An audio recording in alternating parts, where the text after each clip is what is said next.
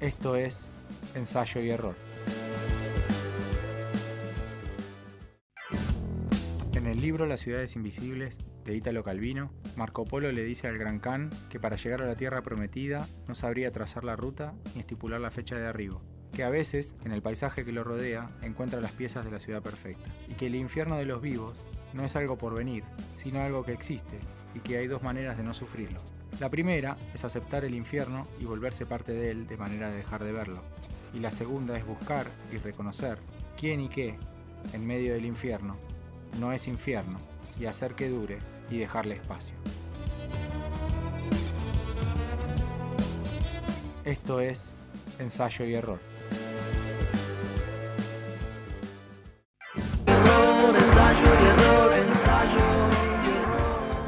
Buenas noches, bienvenidos al aire de Radio Éter FM 90.5. Estamos en Ensayo y Error, programa número 45 con David Urezán, Rafael Uriano, quien les habla, Juan Manuel Méndez, para hablar hoy de paisajes con la operación de Martín Colombo. El joven mano de tijera hoy está en todo, está a cargo del joven mano de mouse. Bueno, que nos va a hacer salir bellos y esbeltos. Programa 45, ya tenemos un largo recorrido, equipo completo, todos acá en la radio, así que los saludo. Hola Rafael, ¿cómo andás? ¿Qué tal? Buenas noches, ¿cómo andan? David, buenas noches. Hola, buenas noches a todos. Venimos de un programa distinto que estuvo muy bueno, en el cual no participé, capaz que esa es la razón por la cual estuvo muy bueno. Lo disfruté mucho como oyente, bastante en vivo. Y el resto después en el podcast. Había un serrucho acá. No sé si quedó por ahí el serrucho del conductor. Noto cierta tensión. Gente como que me mira, que sabe algo que me va a pasar y no me lo dice. Pero bueno, la verdad que yo el programa lo disfruté mucho. Hoy vamos a hablar de paisajes un poco... Que tampoco lo elegiste, te lo eligieron. Sí, digamos, vos sos contra mí, diría Coco Basile. Un tema que es como lo suficientemente amplio como para que salga cualquier cosa de los ensayos. No sé ustedes si les costó mucho, si les costó poco.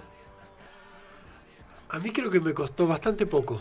De hecho, había 3 o 4 cosas para comentar. Que me haya costado poco elegir no significa que haya quedado bien lo que preparé. Eso es otra cosa. Pero sí que había mucho para hablar. En realidad, ese fue el golpe de inspiración que me dijo. Para mí, Juan hubiera querido paisajes. Es posible. Bueno, por algo estaba entre las dos cosas que yo había pensado. ¿Y vos, Rafa? ¿Cómo te fue con eso? Yo tenía no tantas ideas, eran 2 o 3 nada más, pero bueno, al final me incliné por otra distinta, vamos a ver cómo sale. Creo que vos y yo compartimos mucho el paisaje rutero de la llanura pampeana, ¿no? Tenemos kilómetros y kilómetros recorridos por ruta de la provincia de Buenos Aires. Sobre todo una ruta yo hay una que la conozco mucho. Sí, yo te creo que te saco ventaja. Hay una que vos sos como el rey. Pase por acá, señor, no te puedo ganar en nada, pero ese paisaje se repite bastante, que es bastante particular. No creo que haya en muchos lugares del mundo tanta extensión de siempre lo mismo. Yo quería hablar de eso, pero no, al final no lo hice al final, vaya redundancia. El paisaje, la llanura pampeana o la pampa, digamos, es un paisaje que vos decís, es verdad, no es habitual, tanto horizonte, 160 grados, ¿no? Y tanto tiempo. Pero este calor, paisaje, ¿no? Sí, mucho calor. No, y el paisaje es muy diferente al de la pampa originaria. Uno de mis objetivos primigenios era, buscar relatos sobre el paisaje original de la pampa, y surgió también a partir de lo que vos dijiste de San Clemente del Tuyú y de Punta Indio, ¿cómo era? Sí, Punta Indio. Punta Indio. Sí. No, Punta Rasa. Punta Rasa, ahí está. Punta Rasa, pero hay algo indio también, ya me olvidé. Bueno. Pero a lo que me refería es que cuando llegaron acá los españoles durante 3-4 siglos, y hasta bien entrado el siglo XIX, la llanura pampeana no tenía ni siquiera árboles. Era muy raro los árboles. Había arbustos, eran pastizales. O sea, no tiene nada que ver con lo que vemos ahora, que está cultivado. Algún tala cada tanto. Con bosques. No. Casi todos los árboles son foráneos, ¿no? Así que lamentablemente no pude, capaz que para otro ensayo, iré sobre esos relatos de viajeros que tenía ahí en casa, pero no tuve tiempo de rastrear. Cuando el tema sea cardiopatías, ahí va a hablar de los paisajes. Sí. Bueno, los paisajes sirven, por ejemplo, Francia aplica mucho proteccionismo sobre todo lo que es agricultura, y uno de los pretextos de subsidiar a sus productores agrícolas es por los paisajes de la campiña y para mantener toda esa zona que es tan pintoresca y tan colorida, y es uno de los argumentos que utiliza para subsidiar fuertemente la producción agrícola e impedir el ingreso de materia prima extranjera. Uh-huh. O sea que sirve para muchas cosas los paisajes. Y el paisaje ahí es un insumo, es de turismo también, ¿no? Hay otros argumentos también, ¿no? Los tractoristas franceses son bastante iracundos y enseguida te llenan París con los tractores cuando le bajan los subsidios, y también tiene que ver con que no vayan a las ciudades, ¿no? Los campesinos, los pequeños propietarios. Pero es verdad que preservan el paisaje de esa manera. Sí, sí. Y otro tema de paisaje que tampoco va a ser tratado hoy es... yo lo primero que pensé, pero porque no sé por qué tengo la cabeza taladrada con ese caso, paisajes de Catamarca. Bueno, que uno a pesar de que es tan insistente la letra, uno nunca le prestó tanta atención a la letra. ¿Y cómo te imaginas Catamarca? Pero vos fuiste a la Cuesta de Cordillera. Medio, claro, pero digo, yo me lo imaginaba algo medio todo árido, que eso. Es reverde. Tiene dos zonas, ¿no? La zona alta, más árida, pero digamos la zona más tirando al este, es súper verde, unas sierras preciosas, y eso no se conoce.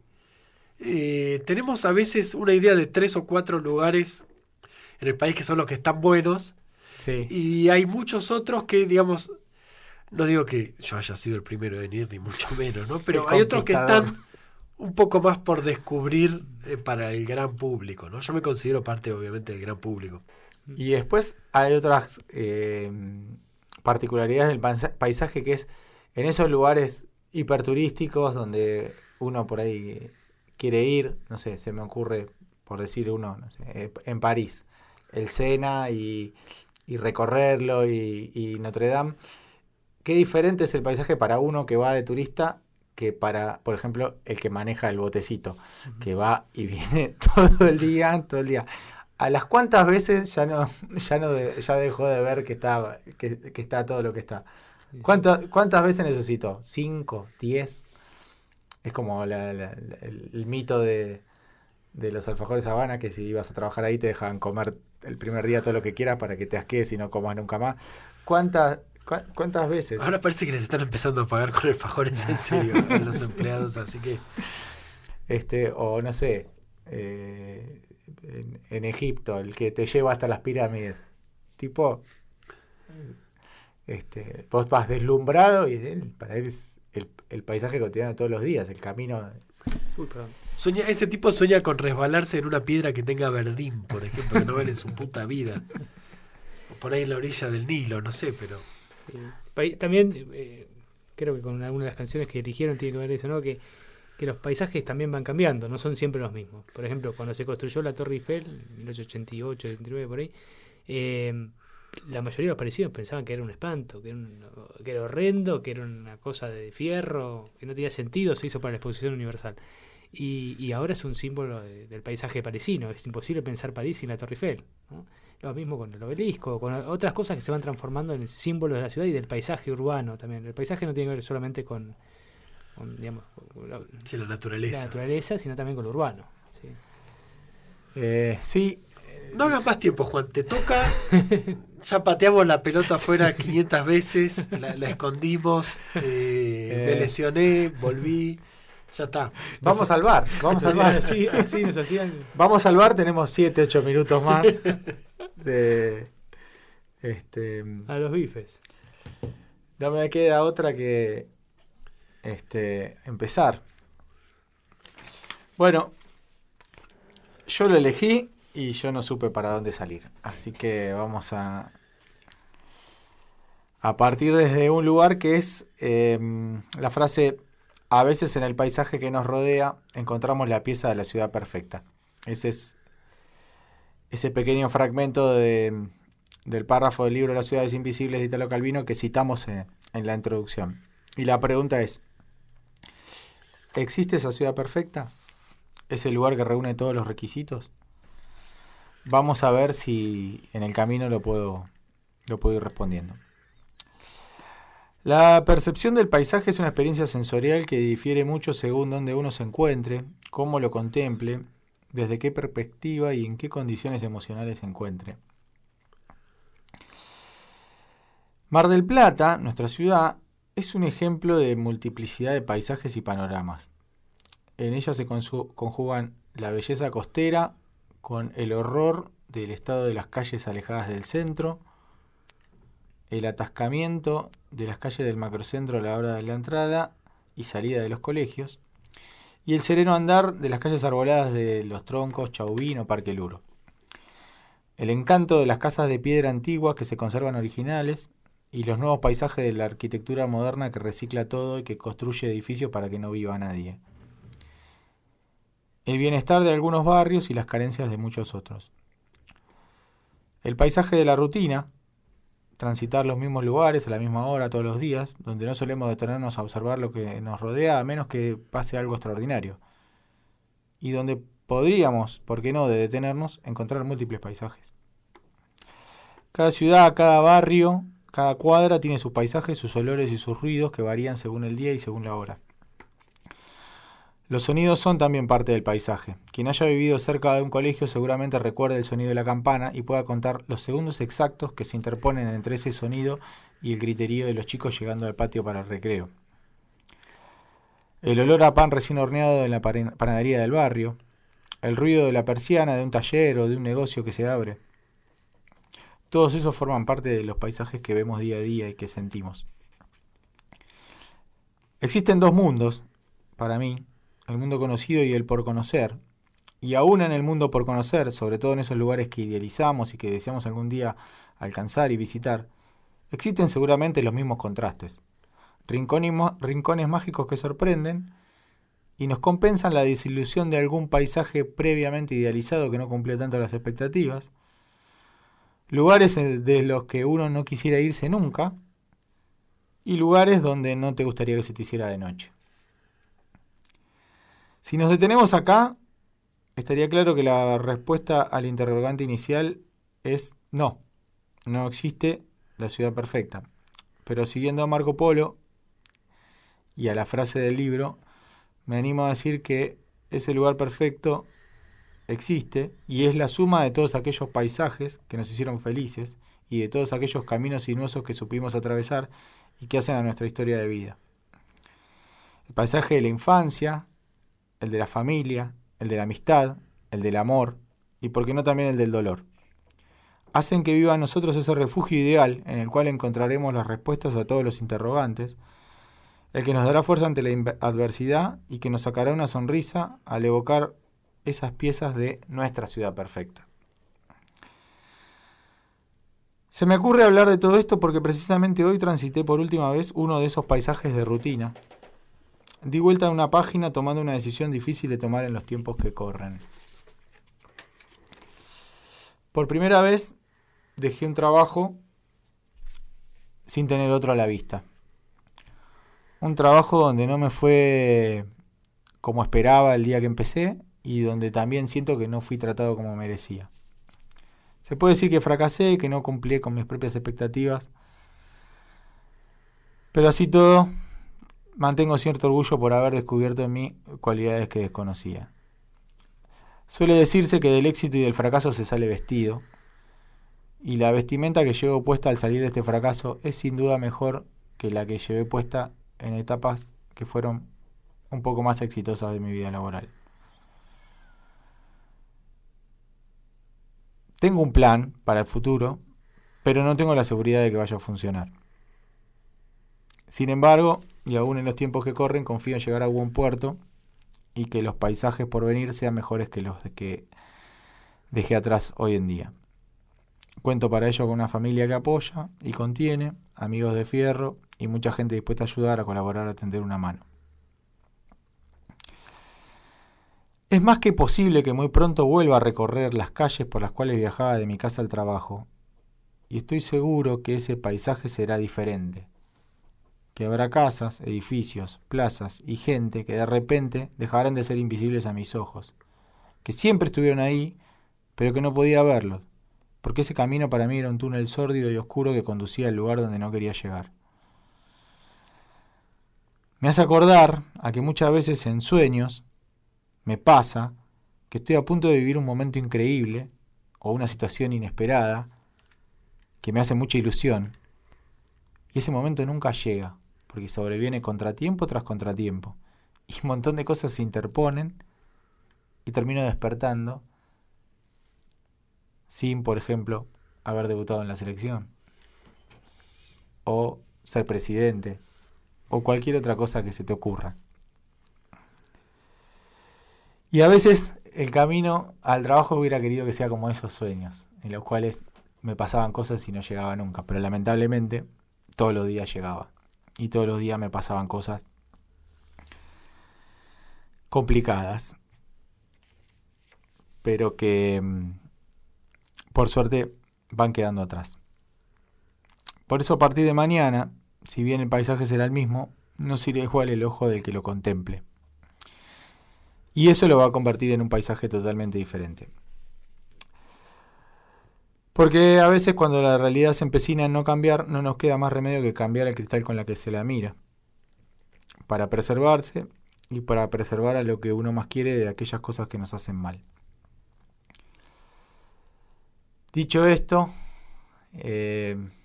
voy a cerrar con una canción de Mercedes Sosa que habla un poco de esto de cómo cambian las cosas, cómo me han cambiado a mí esta semana. Así que, Martín, te pido que pongas Cambia, todo cambia, de Mercedes Sosa.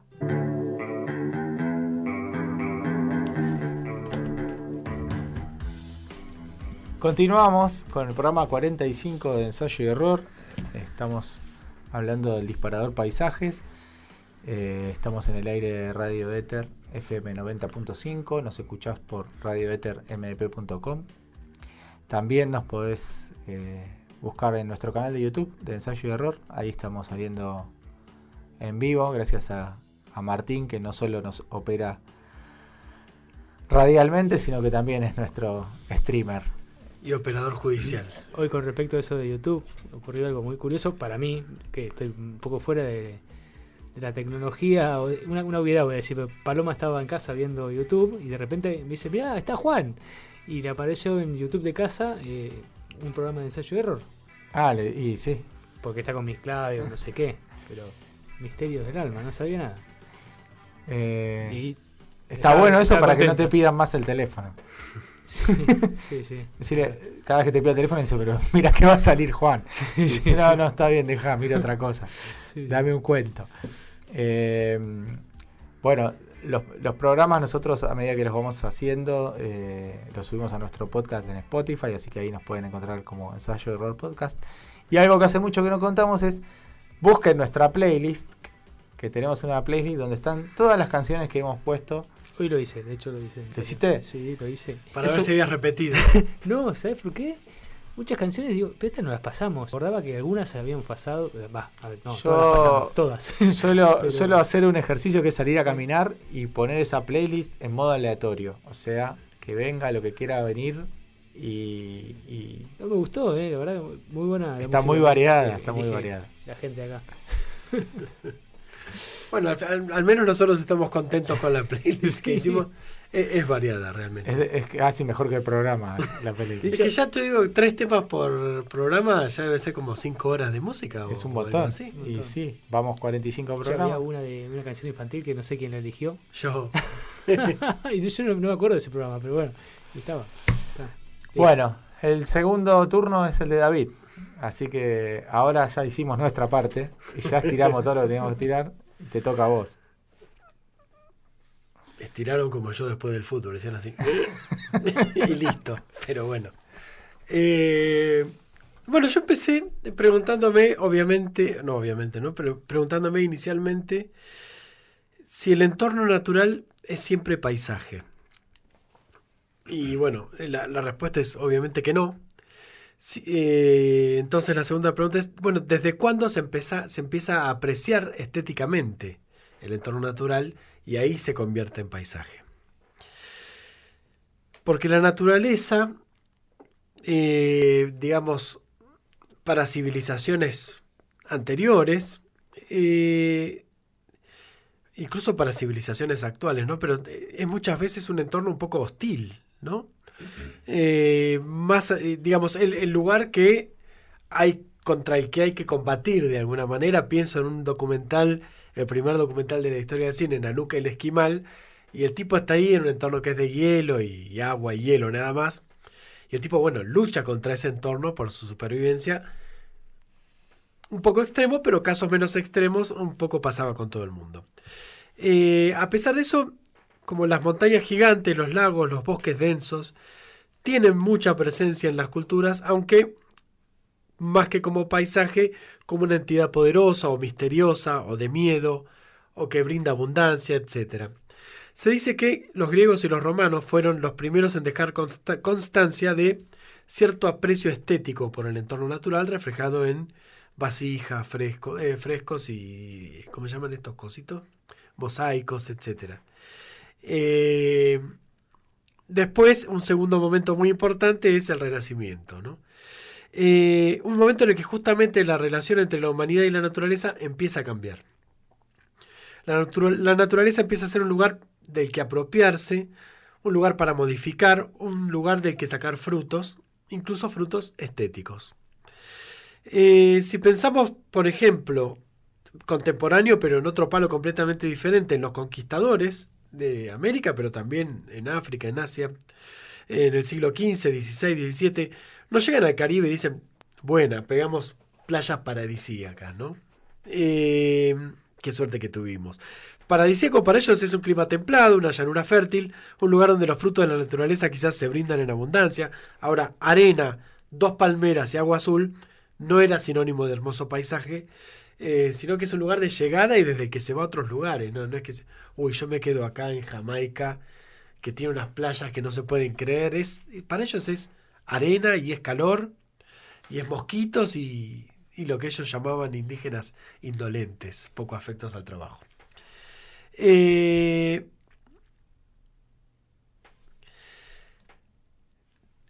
el Renacimiento entonces empieza a retratarse el entorno natural y también el urbano, digamos la ciudad y como fondo el paisaje natural en distintas pinturas, ¿no? Y empieza a ver como un aprecio estético que después, bueno, pintura paisajista va a haber cada vez más.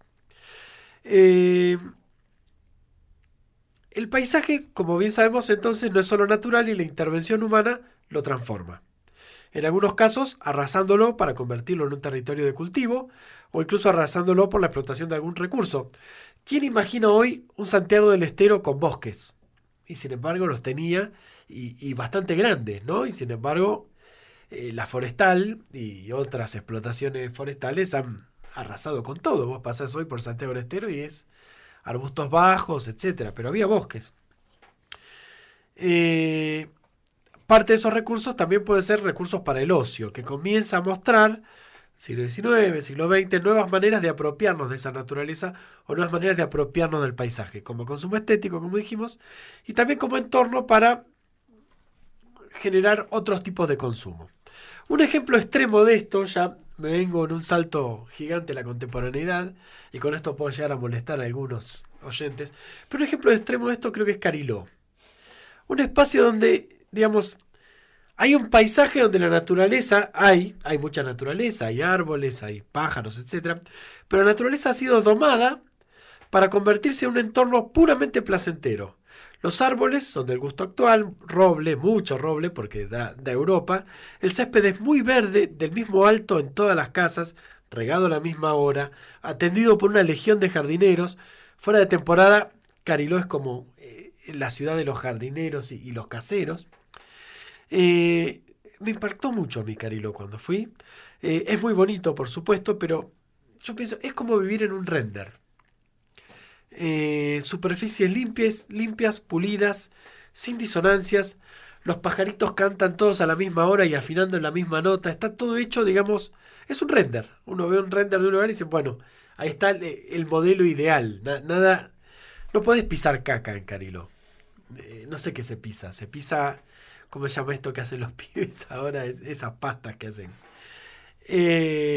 Bueno, pero pasan las playas también, y en casos mucho menos felices, digamos. Cariló es un ejemplo de render estetizado. Casos menos felices como sucedió, por ejemplo, en Punta Mogotes, cuando para disfrutar de la playa hacía falta 2 pisos de microcentro, donde se puede adquirir de licuados, a masajes, a sillas, a camperas. Solo tirando esos pasillos en altura se pudo recuperar parte de ese paisaje estúpidamente tapado. En playas más top pasa lo mismo, ¿no? Es una combinación que suele ser más cuidada, pero no deja de ser la idea de una domesticación absoluta de la naturaleza. Si pudieran cambiar la arena y ponerla por arena que no se te pega, lo harían. Me acuerdo un capítulo de Isidoro, yo leía Isidoro Cañones, y eran las locuras de Isidoro, y en un momento él propuso poner baldosas en las playas porque le jodía la arena. No sé, vamos a darle tiempo al tiempo. Para la gente que vive en lugares a priori más feos o menos vistosos que las playas paradisíacas o los paisajes, a mi gusto, hermosos pero excesivos del sur, creo que también estos lugares menos vistosos terminan de alguna manera metiéndose bajo la piel, pero a un plazo mucho mayor. Digamos, no se entienden o no se disfrutan enseguida, sino después de mucho tiempo de vivirlos, incluso de años. Y lo digo sin ánimo de superioridad. De hecho, cada tanto intento que me pase y me meto en la página de turismo de la provincia de La Pampa para ver qué corno tienen ahí para ir a ver. Una provincia, digamos, tan grande y tan en el medio, caracterizada por... Nada. Exacto. Los chañares. Así que todavía no lo encontré. Por eso digo, abogo por lugares que llevan más tiempo en apreciarlos, pero como deseo también para mí, ¿no? Yo, posta, he entrado 3 o 4 veces. No puede ser La Pampa, sos gigante. Voy a encontrar un lugar copadísimo de La Pampa. Bueno, la tapita que dice. Seguir participando, voy a seguir participando. Bueno, pero en esta cosa, digamos, de apreciar el entorno natural, semiurbano o incluso los paisajes urbanos, al extremo de desear y al extremo de ofrecer, ¿no?, experiencias depuradamente placenteras en estos lugares, digamos, súper modificados y domesticados, hay una pérdida, creo yo. Pérdida que en las ciudades se traslada, por ejemplo, a la vida en los countries o a los resorts, all inclusive, etcétera, que podrían ser cualquier lugar. Vos te podrías meter en un all inclusive, el lugar se teletransporta a 1000 kilómetros y salís y no te diste cuenta, ¿no? Es el famoso no lugar. El famoso no lugar. Y el extremo final del que me gustaría comentar es el de los paisajes digitales.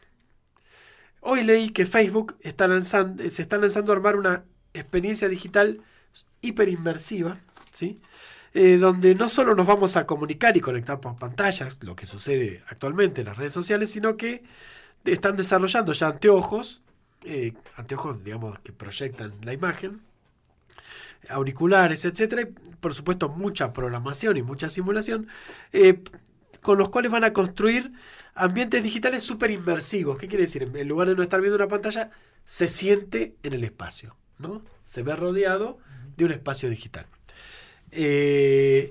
Podríamos entonces, por ejemplo, nosotros juntarnos a tomar una cerveza y en lugar de vernos en cuadraditos de Zoom y cada uno con su cervecita en su casa, nos veríamos en forma de avatares de cuerpo entero, compartiendo un mismo espacio. Una especie de Second Life, ¿conocen el Second Life? ¿No? Es un lugar de simulación de una especie de Sims llevado más fuerte, más al extremo, pero mucho más inmersivo. En vez de ver el muñequito, sos el muñequito. Y acá está la vuelta, muchas empresas tendrían su versión virtual y se podrían ofrecer cosas, películas, uno podría ir a un recital de esa manera, pero también mediante una simulación probarse ropa que después compras online, pero viste con tus medidas subidas al avatar, ves cómo te quedaría. Una cosa un poco, digamos, extrema. Y acá está la vuelta de tuerca todavía mayor.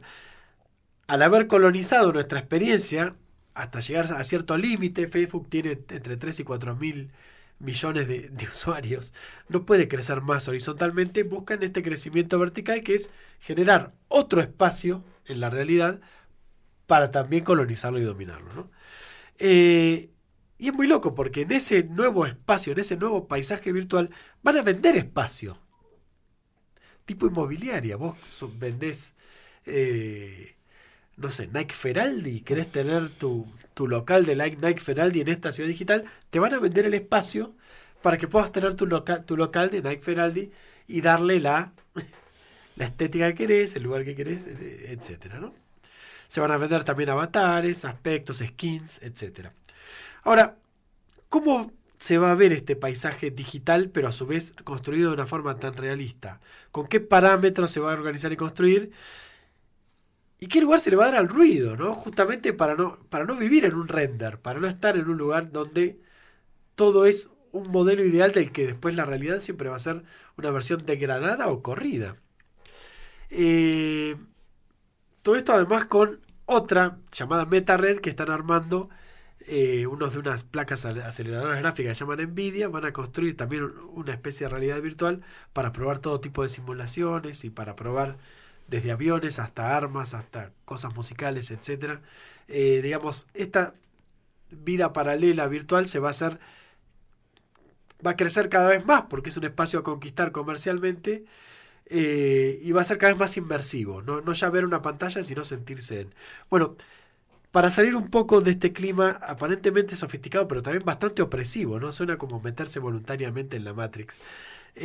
Vamos a escuchar una canción llamada, traducida al español como Pesadilla con aire acondicionado, de la banda Mr. Bungle. Y ahí vamos con ella.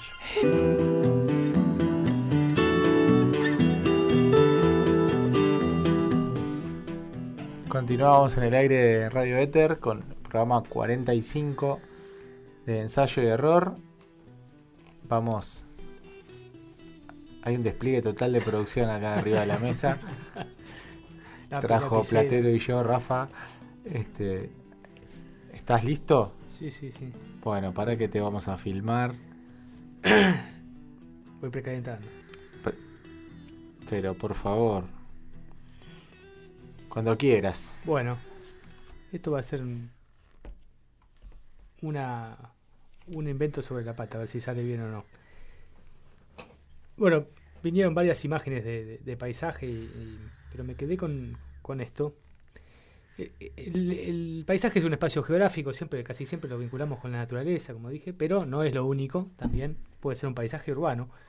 Pero la idea del paisaje es que es como que tiene un conjunto, puede ser visto como un conjunto determinado desde un punto de vista, ¿no? Un paisaje es algo que nosotros vemos y como que tiene un sentido desde el punto de vista del observador. Entonces voy a leer un observador que va a hablar sobre las ciudades europeas en los años 20. Y para hablar de las ciudades europeas, después voy a decir quién es este observador, ¿no? Él dice que va a hablar de canastas de piedra, islas de piedra, grietas y las cosas que hay en ellos. En este libro, mejor dicho, el observador habla de los hombres blancos, que él los denomina papalagis. Entonces, cada vez que yo le digo papalagis, ustedes piensen hombres blancos. Los papalagis viven como los crustáceos, en sus casas de hormigón. Viven entre las piedras. del mismo modo que un ciempiés. Viven dentro de las grietas de la lava. Hay piedras sobre él, alrededor de él y bajo él. Su cabaña parece una canasta de piedra.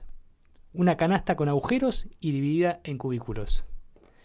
Solo por un punto puedes entrar y abandonar estas moradas. Los papalajis llaman a este punto la entrada, cuando se usa para entrar en la cabaña, y salida cuando se deja, aunque es el mismo y único punto.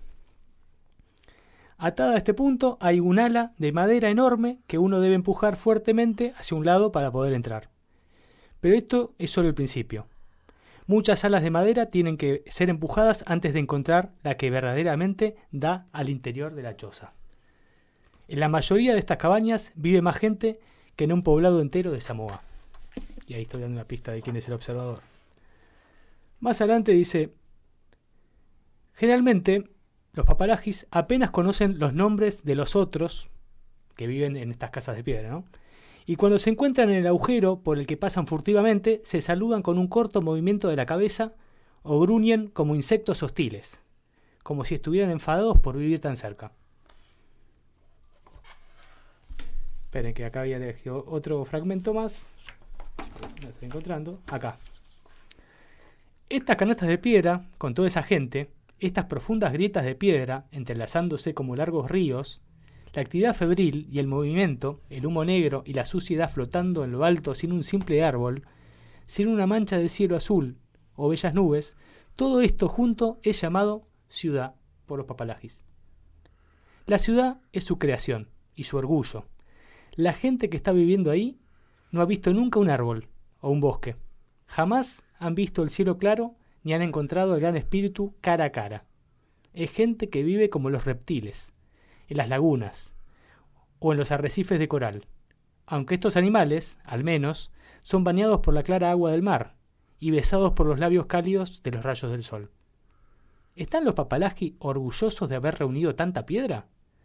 No lo sé. Los papalajis son gente con gustos raros.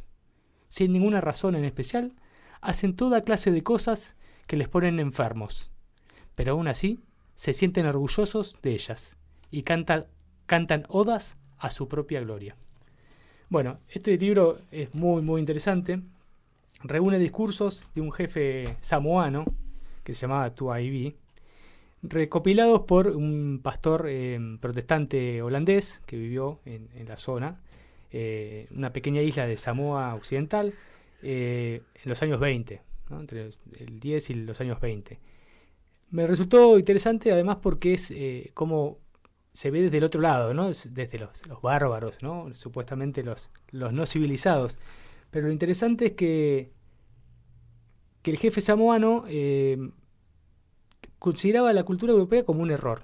Y eso se ve en varios pasajes del libro, ¿no? Porque después habla también de los trabajos, del dinero, de la sociedad, de los casamientos.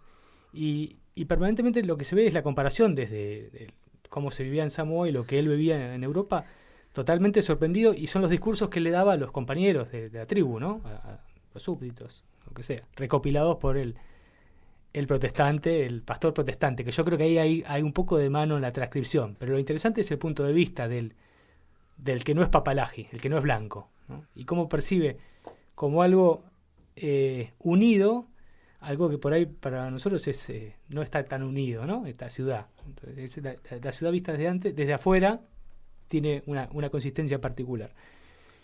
Y para cerrar, lo lamentable de que los paisajes también cambian tanto, el horror del calentamiento global, que ya no hay manera de negarlo. Hay un informe de Naciones Unidas de esta semana hablando sobre los cambios irreversibles y la necesidad de tomar medidas urgentes. Y voy a mencionar brevemente lo que está pasando en Grecia, en Turquía y en California. Pero sobre todo en Grecia, los peores incendios forestales de las últimas décadas. Entre el 2008 y 2020 se quemaron por promedio anualmente 1.700 hectáreas, ¿no? Más o menos. En 10 días de este año se quemaron 56.000 hectáreas. En 10 días se quemaron 56.000 hectáreas. Es decir, mucho más que en 12 años. Esto producto también de la peor ola de calor de los últimos años. Los daños son inconmensurables. Hay cientos de refugiados, hay algunos muertos, los daños materiales son enormes, y me quedo con una frase de uno de los pobres griegos que estaban huyendo de una isla donde se está quemando absolutamente todo, sobre todo bosques, la mayoría de estas 56.000 hectáreas son bosques, y dice: en los próximos 40 años no tendremos trabajo, y en invierno nos ahogaremos bajo las aguas, sin bosque que nos proteja. Lamentablemente, si no tomamos medidas drásticas, eso es el futuro que nos espera pasado mañana, no es dentro de 200 años. Bueno, para salir de esta pesadilla, vamos a cerrar con un paisaje bastante particular que se le ocurrió en un viaje especial a John Lennon. Luz.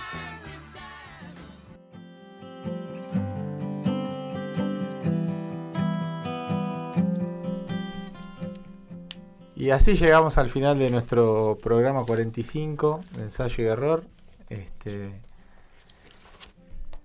Interesante el libro, sobre todo lo que estuvimos hablando en el corte respecto de la absoluta falta de consentimiento para publicarlo. Pero sí, lo del calentamiento global es esas noticias que uno sabe y que cuando las ve en los portales dice no la quiero leer porque sí, exacto. La pateamos, ¿no? La pateamos un poquito más. Dijimos, no, en algún momento esto alguien se va a dar cuenta y lo va a frenar y vos decís, no. Y pero la bajante del Paraná es ahora también, son todas cosas, ¿no? Yo solamente... ayer escuchaba un candidato que decía que en realidad era un invento socialista, el calentamiento global. Uno que tiene los pelos un poco peor que yo. Ah, mira vos. Sí. Interesante. Que eso es mentira, que es todo mentira. Porque es trumpista. Ahora él dijo que el único líder que admiraba era Trump. O sea, estamos hablando del mismo, sí. Estaba pensando en estas islas. Son uno de los primeros lugares, no exactamente estas, ¿no? Sino islas del Pacífico, son uno de los primeros lugares donde se probaron bombas atómicas. Y de hecho, en el atolón de Bikini. Sí, por eso las bikinis se llaman bikini, porque son como la bomba, ¿no? Uh-huh. Y hay una película que se llama El Café Atómico, que tiene material de archivo que muestran así como, y aquí viene el ejército y muy contento el jefe de la tribu está de acuerdo en que rajen porque mañana les volamos a todos a la mierda. Y los tipos, bien, viste, los que se están recañando y 3 días después le pulverizaron la isla. ¿Dónde habrán terminado viviendo esos tipos, no? Pobrecitos. Algún pariente de Tsugabi, capaz. Sí. Alguno. Sí. En todo caso, sí, esto de ir modificando el ambiente se está tornando un poco extremo, ¿no? Y agresivo. Sí. Bueno, el Paraná nos dio paisajes de bajantes extremas en estos días. Extremas, sí. Y lo que está pasando en el Ártico. El Ártico se está descongelando. Entonces ahora también está la lucha entre las potencias por los recursos minerales y de todo tipo. No hay mal que por bien no venga. No. Y aparte de otra cosa, se acortarían los viajes yendo por el Ártico. Para los cargueros sería mucho más barato que ir hasta Panamá. Entonces en cierto punto les convendría, con muchas comillas, pero eso generaría también el aumento del nivel de las aguas en muchos lugares y se inundarían las ciudades costeras, muchas de ellas, inclusive probablemente Mar del Plata. Mar del Plata es como una terminante rocosa, pero otras más playas. Sí. Bueno, ¿habemos tema o no habemos tema para el programa 46? Bien, vamos a hablar de algo que nos acompañó desde que empezó este programa.